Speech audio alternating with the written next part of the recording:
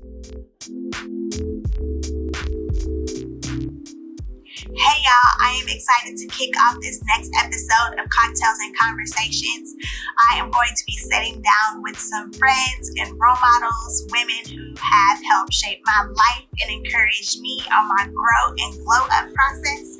We're going to talk about all things 30, what we're looking forward to in the future, lessons we've learned in the past, and of course, our favorite cocktail. Enjoy!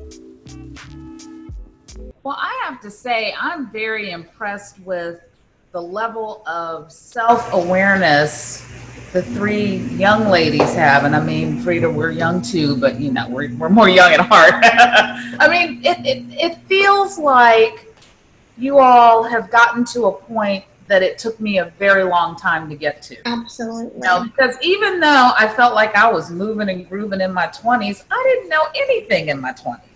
And that self-awareness really didn't happen until my 40s, you know, in terms of carving out, knowing that it was important to carve out time for me, knowing that my interests mattered too, especially because I was married to someone and we did a lot of moving. I mean, we moved a lot of places. And so, and there's my older child.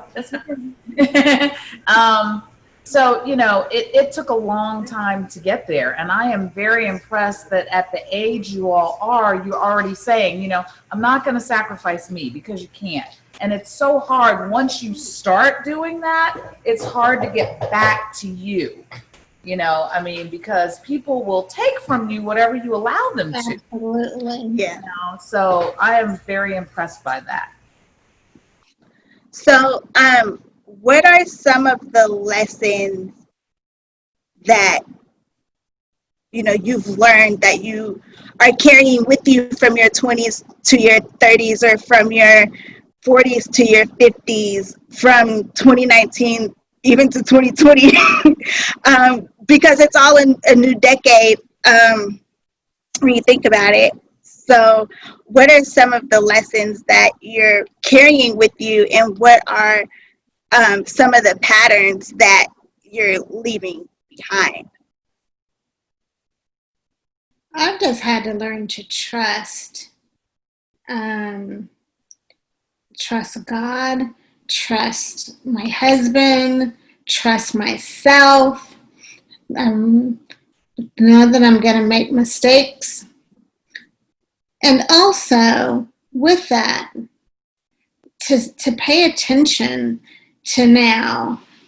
I think I was so worried about the future that I didn't really absorb what was happening when I was 20 and 30 and 40, because I was so worried about, you know, you girls, and gonna get promoted, and am I gonna have enough money, and are my parents okay? Just worry.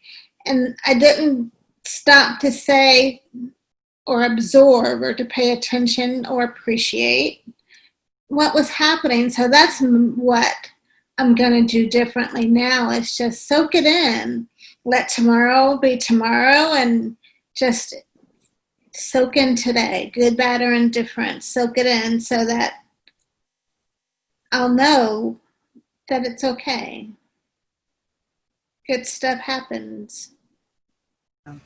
Yeah, I would agree with that. And this one sounds simple, but take care of yourself. You know, I am embarrassed to say that I did not fully embrace the importance of my physical, mental, emotional, and spiritual health until much later in life. You know, I was a cheerleader in like junior high school and not in high school. And you know, working out, I didn't do that. You know, and in my 20s, I could eat anything I wanted to, and it didn't matter. And then in my 30s, and after I had my first baby, I was like, oh. What is this about? Yeah, exactly. So, you know, it is, and in terms of my mental health, you know, I really didn't get that connection until later. So I would say take care of your health because it really is true. You take it for granted, and then, you know, if something happens, then you're like, oh my gosh, you know, and, you know, a lot of the stuff you want to do and accomplish, you cannot do if you're not healthy, you know, or you can't do as well if you're not healthy. So take care of yourself physically. That means moving your body. That means getting, you know, enough sleep. That means eating right. That means drinking in moderation, if that's what you do. And if that's not what you do, that's fine too. You know, your spiritual health. If you believe in God, that's fine. If you don't, that's fine. You know, whatever it is you have to do to bolster yourself. Your mental health is so important, you know, and it is tied directly into your physical health. At least for me, I know when I'm working out and eating well, I feel much better here. I can handle stuff much better here when my physical health is optimal. And you know, it's an ongoing journey, and I have peaks and valleys. You know, I will go months where I am working out 5 days a week and eating right. And then, you know, I might skip this workout. And then before you know it, I haven't exercised in 2 weeks. Yes. That's me. I'm just gonna have that cookie. And then before you know it, you know, 3 pounds have crept up on the scale from all the other cookies I ate. So, you know, that is really, really important. And you're so young, you know, if it's been part of your life consistently, that's great. But if not, you got to start doing that. And even for my new mom to be, you know, it's going to be so hard for you to find that time because you're going to be chasing after a little one, which is great. But, you know, you still have to find a way to carve out that time for yourself. If it's other moms and you know, even if you just walk with your baby in the stroller, it makes so much difference in how you feel. And then that will translate into what you can accomplish. Yeah, that sounds good.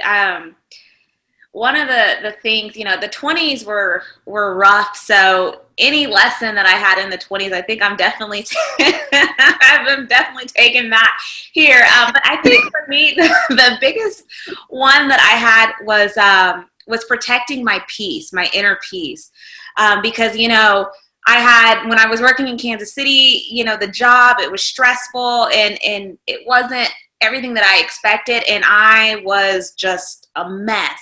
But now, you know, I told myself the next job I get, I'm not going to do that. And, you know, and that was going even day-to-day life where, you know, I told my husband, I said, you know, I'm going to protect myself and, you know, not allow things to get to me, you know, just, you know how people can be sometimes where you're just like, oh, okay. And, you know, every day if something comes up, I realize I have the ability to choose whether or not I'm going to allow that to upset me, or if I'm just gonna like, you know what, they may be going through something. I'm just gonna, you know, just kind of move to the side. So I think that's the biggest lesson for me is protecting my peace and my mental health and also the physical health as well, because I realized, you know, I was working out every single day. You know, when I was working in Kansas City, and something was still off. And then I realized, oh, I got to get this right too. So definitely I'm going to be protecting myself and now this little one too. Well, I think the biggest lesson that I've learned is to just listen to myself. I don't know what it is, but I think my intuition is like spot on. It 90% of the time is spot on, regardless of if it makes sense to other people. And so, like, I've learned to just maybe shut up also, and you know what I mean? Because you be talking like, oh, girl, I got this good idea, this, that, and the third, and people like just murder your dreams. You know what I mean? Murdering what God told you to do, right? He didn't tell the world to do. He told you, you know, maybe talking too much or so. Just doing what I know to do and just not worrying about, you know, whatever anybody else may have to say or support. Mm. So. I think for me, it's a combination of all of those things. But I think also it's confidence in being sure about what I want and not not second guessing it, because I feel like I've done that a lot. especially in my 20s, where I was pretty sure about the things that I wanted, but I didn't stick to them, or I didn't, and I just kind of allowed myself to be swayed this way, or convinced myself that that's not right, or, but then it always comes back full circle, and you're like, oh, well, I should have did that thing, huh? Or like, oh, that could have worked out. If I just would have listened to myself the first time. So I think that is what it is for me, is like really listening to myself. And if I feel something, or if I am motivated to do something, to go after it, and to not let anything stop me from doing what it is that I want to do, or even if there's something that I don't want to do, or that I don't feel like will be good for me, or will propel, or help me grow in any way, still kind of listening to that voice to say, make this move, or don't make that move, or do this or do that, but being confident in that voice and connecting with God, so that, like, I always kind of have that backed up, But I also, Miss Sherry, you said something earlier about how you were 34 when you had your first kid. I haven't seen them forever. I know. So, yeah, but you said that you were 34. And I know that for me, I always had this idea that I recently let go of in the past couple years. That, oh, yeah, by the time I'm 30, because I had this idea that 30 was supposed to be that age where you're supposed to be married and have your kids and live this American dream. The picket fence and the dog and the and the picket fence and you're on the PTA and well, I don't know about PTA, but but yeah. But I kind of have, now that I'm kind of like, I don't know that I want a child right now, or I don't know that I'm ready for that right now, or kind of having that time to family plan or life plan, it gives like me extra reassurance, because let my grandmother tell it, I'm gonna be a cat lady. But like I said earlier, you are exactly where you are supposed to be, and things will happen exactly the way they're supposed to. And you mentioned earlier about your confidence, and I'm seeing that from the three of you, and I love that, because it took me a long time to get that too. So the other piece of advice I would say, along with your confidence, is listen to your gut, because learning to trust my gut was something that took me a long time. And now in hindsight, I realize every time I ignored it or pushed it down, I made a bad decision, and so trusting your gut is a skill, but it serves you well, because, when something doesn't sit right in your gut, it means pay attention, because you're about to make a decision that might not be the right decision or the best decision or whatever, and I'm not saying go and be reckless and just say, oh, well, Miss Sherry said I'm going to be exactly where I'm supposed to be, so I don't need to listen to that. No, your instinct is there for a reason, and it won't steer you wrong, but learning to listen to it is an art form, and it's a skill. Just like any other skill, you've got to practice it, but don't ignore it. Where did you think that you would be at 30 or 40 or 50? Where did you think you would be by now, versus where you are now? So funny that you say that, because I am back at work after 16 years as a stay-at-home mom. I went back to work a year ago. I never thought I would be a 16-year stay-at-home mom.